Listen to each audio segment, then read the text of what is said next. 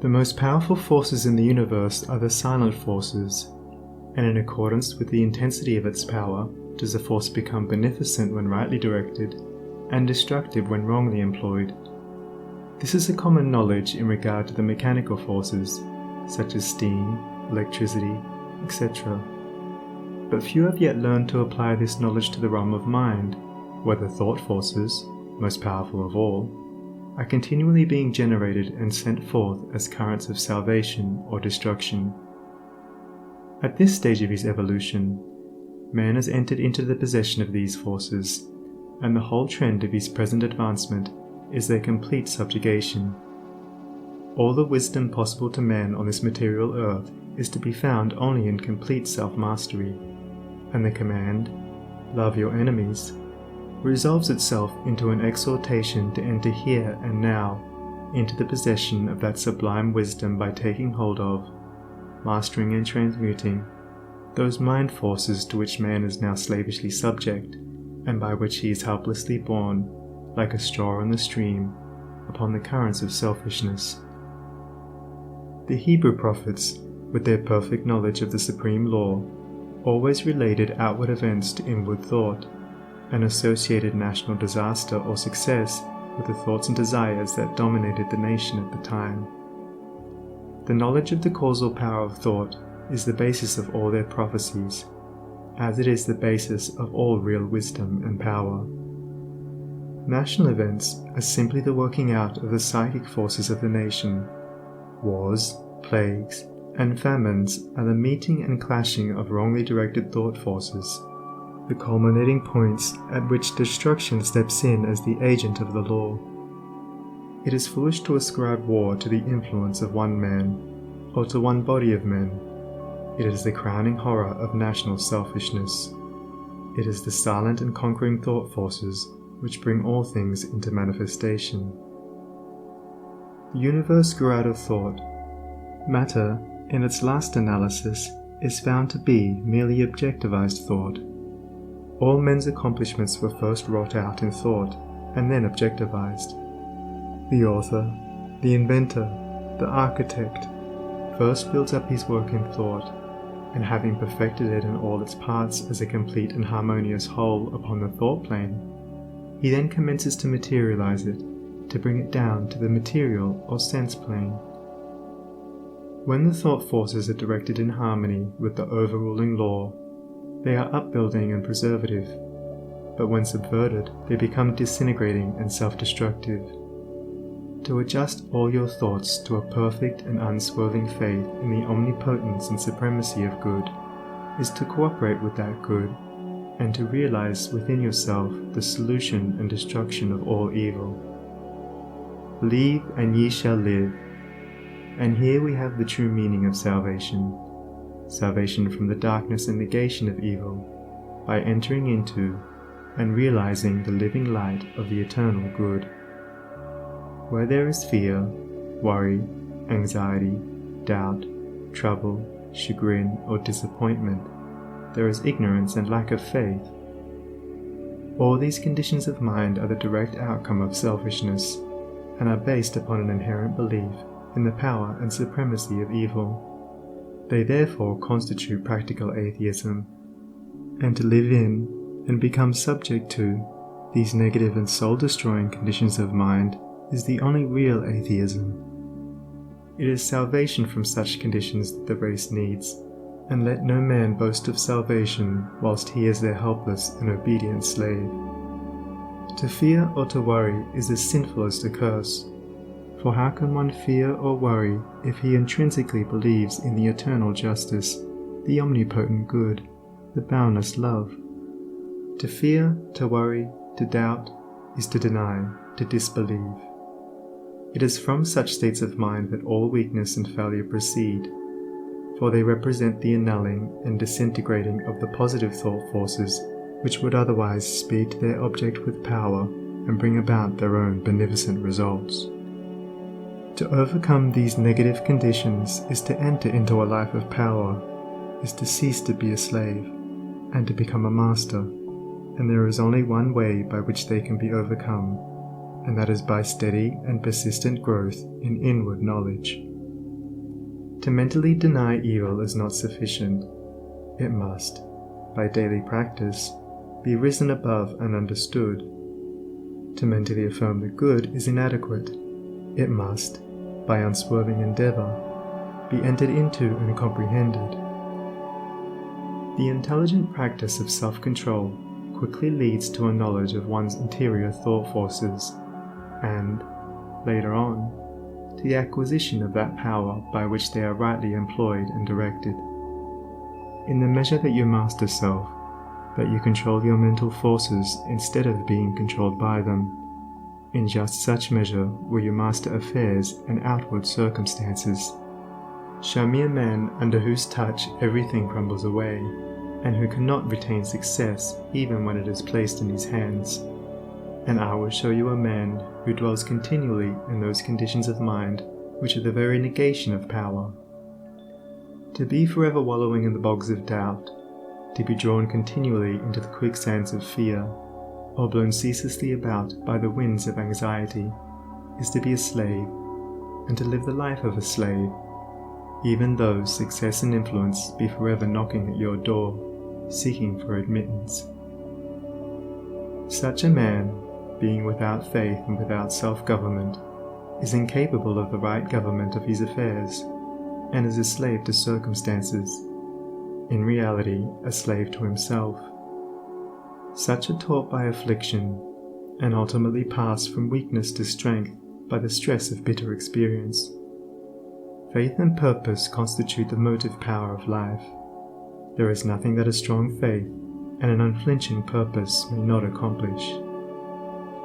By the daily exercise of silent faith, the thought forces are gathered together, and by the daily strengthening of silent purpose, those forces are directed toward the object of accomplishment. Whatever your position in life may be, before you can hope to enter into any measure of success, usefulness, and power, you must learn how to focus your thought forces by cultivating calmness and repose. It may be that you are a businessman, and you are suddenly confronted with some overwhelming difficulty or probable disaster. You grow fearful and anxious, and are at your wit's end.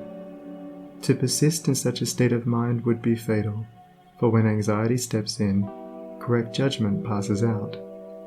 Now if you will take advantage of a quiet hour or two in the early morning or at night, and go away to some solitary spot, or to some room in your house where you know you will be absolutely free from intrusion, and, having seated yourself in an easy attitude, you forcibly direct your mind right away from the object of anxiety by dwelling upon something in your life that is pleasing and bliss-giving, a calm, reposeful strength will gradually steal into your mind, and your anxiety will pass away. Upon the instant that you find your mind reverting to the lower plane of worry, bring it back again, and re-establish it on the plane of peace and strength. When this is fully accomplished, you may then concentrate your whole mind upon the solution of your difficulty, and what was intricate and insurmountable to you in your hour of anxiety will be made plain and easy, and you will see, with that clear vision and perfect judgment which belong only to a calm and untroubled mind, the right course to pursue and the proper end to be brought about. It may be that you will have to try day after day before you will be able to perfectly calm your mind, but if you persevere, you will certainly accomplish it, and the course which is presented to you in that hour of calmness must be carried out. Doubtless, when you are again involved in the business of the day, and worries again creep in and begin to dominate you, you will begin to think that the course is a wrong or foolish one. But do not heed such suggestions. Be guided absolutely and entirely by the vision of calmness, and not by the shadows of anxiety. The hour of calmness is the hour of illumination and correct judgment. By such a course of mental discipline, the scattered thought forces are reunited and directed, like the rays of the searchlight, upon the problem at issue, with the result that it gives way before them. There is no difficulty, however great, but will yield before a calm and powerful concentration of thought. and no legitimate object but may be speedily actualized by the intelligent use and direction of one's soul forces. Not until you have gone deeply and searchingly into your inner nature and have overcome many enemies that lurk there, can you have any approximate conception of the subtle power of thought, of its inseparable relation to outward and material things, or of its magical potency when rightly poised and directed in readjusting and transforming the life conditions. Every thought you think is a force sent out, and in accordance with its nature and intensity will it go out to seek a lodgment in minds receptive to it, and will react upon yourself for good or evil. There is ceaseless reciprocity between mind and mind, and a continual interchange of thought forces. Selfish and disturbing thoughts are so many malignant and destructive forces, messengers of evil, sent out to stimulate and augment the evil in other minds, which in turn send them back upon you with added power. While thoughts that are calm, pure, and unselfish are so many angelic messages sent out into the world with health, healing, and blessedness upon their wings, counteracting the evil forces, pouring the oil of joy upon the troubled waters of anxiety and sorrow, and restoring to broken hearts their heritage of immortality. Think good thoughts, and they will quickly become actualized in your outward life in the form of good conditions. Control your soul forces, and you will be able to shape your outward life as you will. The difference between a savior and a sinner is this, that the one has a perfect control of all the forces within him, the other is dominated and controlled by them. There is absolutely no other way to true power and abiding peace, but by self-control, self-government, self-purification. To be at the mercy of your disposition is to be impotent, unhappy, and of little real use in the world. The conquest of your petty likes and dislikes, your capricious loves and hates, your fits of anger, suspicion, jealousy, and all the changing moods to which you are more or less helplessly subject. This is the task you have before you if you would weave into the web of life the golden threads of happiness and prosperity. Insofar as you are enslaved by the changing moods within you, you will need to depend upon others and upon outward aids as you walk through life. If you would walk firmly and securely and would accomplish any achievement, you must learn to rise above and control all such disturbing and retarding vibrations. You must daily practice the habit of putting your mind at rest, going into the silence, as it is commonly called. This is a method of replacing a troubled thought with one of peace, a thought of weakness with one of strength. Until you succeed in doing this, you cannot hope to direct your mental forces upon the problems and pursuits of life with any appreciable measure of success. It is a process of diverting one's scattered forces into one powerful channel.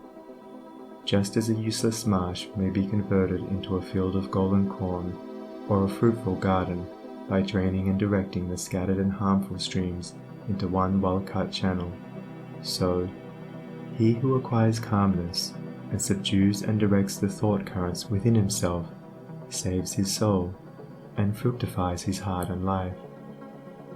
As you succeed in gaining mastery over your impulses and thoughts, you will begin to feel, growing up within you, a new and silent power, and a settled feeling of composure and strength will remain with you.